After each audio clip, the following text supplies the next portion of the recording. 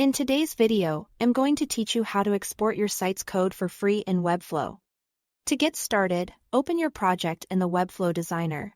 This is the main workspace where all of your website's pages, structure, and styling are managed. Before moving on, make sure you are inside the correct project, especially if you manage more than one site. That way, you avoid exporting code from the wrong design by mistake. Once your project is open, go to the top left corner of the screen and click the Webflow W icon. This opens the main menu, where you will find several project-related options from that menu. Select Export Code.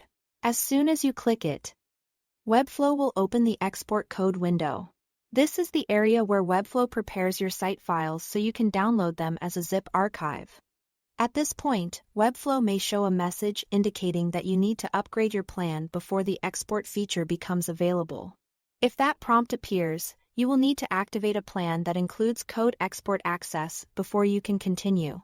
Once your plan is active, return to the Export Code window and click Prepare Zip. This tells Webflow to package your project files, including the HTML, CSS, JavaScript, and other related assets, into a downloadable folder.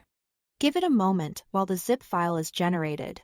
The time this takes can depend on the size and complexity of your site, so larger projects may take a bit longer. It's best to wait until the process fully completes before clicking anything else. After the file has been generated, click Download Zip to save your site's codebase to your computer. Choose a location that's easy to remember so you can find the file quickly later. Once downloaded, you can unzip the folder and review the exported files as needed.